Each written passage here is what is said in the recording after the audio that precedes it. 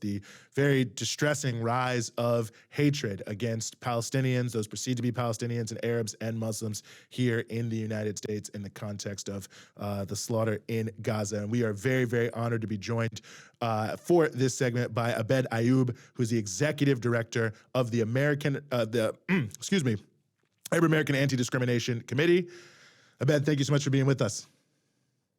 Thank you. Thank you for having me on. Well, it's an honor to have you here with us, and I guess I was just hoping to ask you first. I mean, obviously, the shooting of these three young students in Vermont, I think, has just been something that's captured all of us. But I wanted to start maybe by taking one step back. I mean, what have we really seen since October 7th in terms of increases or spikes in terms of discrimination against those that people perceive to be Arab Americans? It's been we have seen a drastic rise and an increase, but I want to say the numbers don't tell the full story, right? And I know we've had a lot of comparisons with post 9/11 and what we're seeing now. The main difference is in the types of attacks and the types of incidents that are targeting the community. Post 9/11, you had your regular, run of the mill discrimination or hey, somebody being harassed at a supermarket or being bullied at school, and we're not minimizing those, but these are the types of things we saw in the community with the hate crimes. This time around, it's sophisticated and it's very planned. So the attacks against the community didn't just happen, organically. As there was a switch that turned on that began with trying to silence, doctors, attorneys, and professionals by going after them at the workplace, reaching out their employers to make an example out of them. So if they can make an example out of these professionals, get them fired, they wanted to again silence the community, put fear in the community, and then couple that with the language that was being used, the dehumanizing language that was being used, is still being used by a lot of the elected officials, including the president. During the early days of this of October, and the attack on our student groups. So we were getting and still getting hit in every direction. Yes, we can give you the numbers. There's been thousands of intakes between the major Palestinian, Arab, and Muslim organizations that we've counted. There's been hundreds of our community members that have been fired. But the way these happen and the way they're happening is very problematic. And all of that culminates with the general public, the people that are watching all of this happening, dehumanizing us, thinking it's okay to speak this way or it's okay to hate Arabs, to hate Palestinians. That's why you have a 6-year-old in Chicago that was stabbed and killed, and his mother was also stabbed. That's why you have 3 Palestinian students, in Vermont who were shot, because the language and the climate is bad, and contributing to that is the way these attacks and the way these have been planned against us. Abed, you've been working on this sort of thing for a very long time, and this does seem quite unprecedented. I mean, I'm not in the States, but just from what I've seen from abroad, it's quite shocking to witness some of the open displays of racism. But it's not just, I mean, you're mentioning that this is coming from somewhere, right? Like, obviously, people are being incited because Arabs and Palestinians and Muslims are being dehumanized in the media, as well as by officials. I mean, I think it was really shocking to all of us to see this gentleman who in New York City was repeatedly going and harassing this cart vendor, knowing he was being videotaped, and just openly calling for more deaths of Palestinian children, saying that at that point 4,000 hadn't been enough. And it turned out he had worked for the State Department. And I could be wrong. You can correct me if I'm wrong, but up until now, I have not heard a condemnation for. I know he was ultimately arrested and charged, but I heard no condemnation from any official in the Biden administration or anybody who worked with him in the Obama administration. I mean, this wasn't just some middleman. This was somebody who was in charge of the Israeli-Palestinian file in the State Department at one point, I believe, under Obama. He had won several awards at the State Department. And I think this speaks to a really serious issue in the highest echelons of power in the United States. I mean, what are Arab Americans supposed to do under these circumstances when the people in charge of not just Republicans who we're used to hearing genocidal rhetoric from, but from Democrats who are always talking about inclusion and equality and diversity, when they're the ones also saying these things that are basically not only dismissing the fact that Arab Americans have a basic right to be treated as, citizens of their country with human rights, but also they're engaging in dehumanizing and in Right. some cases you could say genocidal rhetoric.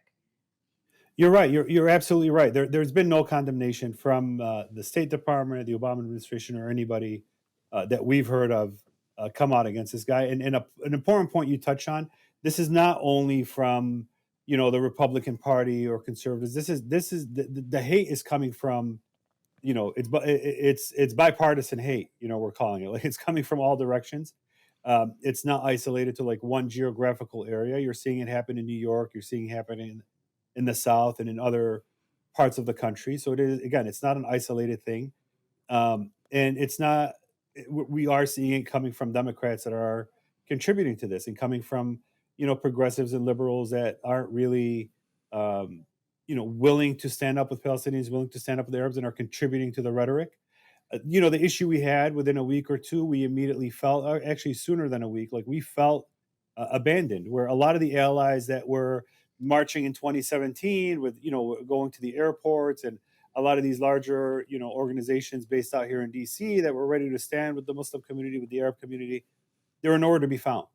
They were silent and would not return phone calls, would not engage, even though we warned them about the impeding hate crimes. The everything started on October 7th. By October 8th or 9th, we were emailing all our partners, our government partners, saying hate crimes are going to rise. We're going to see some attacks against our community. We need to start working together to preempt this and get ahead of this. There was no responses. The only response, the only time we began receiving responses, was when Wadia was stabbed in Chicago. That's when people realized, okay, this isn't BS. Things are really happening. We need to pay attention. But it's at that point it was already too late. It's already going, and it has not slowed down. We're seeing it happen again all over the country. We saw the shooting in Vermont this past weekend, and unfortunately, I believe we're going to see even more in the coming future targeting our community. So it's a tough time right now in the U.S. Mhm. Yeah, I mean, it really is amazing, and I mean, it seems to me also that there's an element of this that, well, one, it just strikes me as deeply paternalistic in some ways now, as sort of people coming out now that the elections, it looks like people are saying, oh, we don't want to vote for this person or vote for that person. Now all of a sudden, you see a lot of the politicians mouthing the words, oh, well, we're against this and we're against that.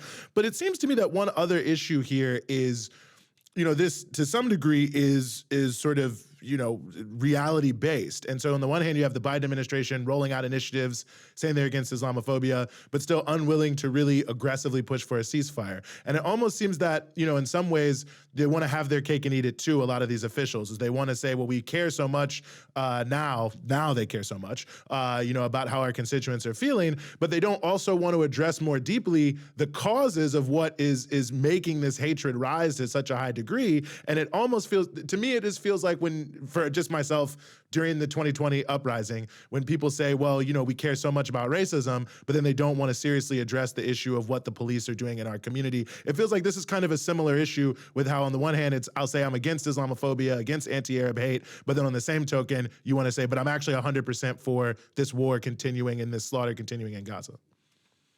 Yeah, it doesn't make sense. And the rollout of the Islamophobia strategy, that's a whole other problem, which you can have a whole show dedicated to it, right? We know it was rolled out when the poll numbers started dropping. All of a sudden, you see this program rolled out that's been working on for a year, and then that program within itself even has issues. Is how is the U.S. government is one of the biggest perpetrators of Islamophobia. So how are they supposed to hold a countering Islamophobia measure when they're engaging in it regularly through their policies and through their implementations of different programs they have? And they're basically absolving themselves of any role by having this a strategy and trying to address it. Well, you have to look internally, and we know how you can get rid of Islamophobia. We know the programs you can remove and the rhetorics you can start changing and putting an end to these wars, and we can go on ways that can do that. So we don't see much value in the strategy, and in fact, it may be more, even more harmful to the community than helpful. Mm. But yes, the poll numbers start dropping.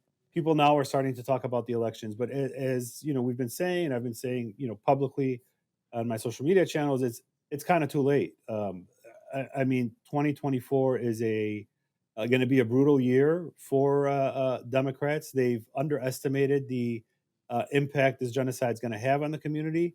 Early on, I was told, directly that your community will forget, your community won't remember. Who you're going to vote for? Trump. Look at the alternative. But things like that they don't scare the community anymore.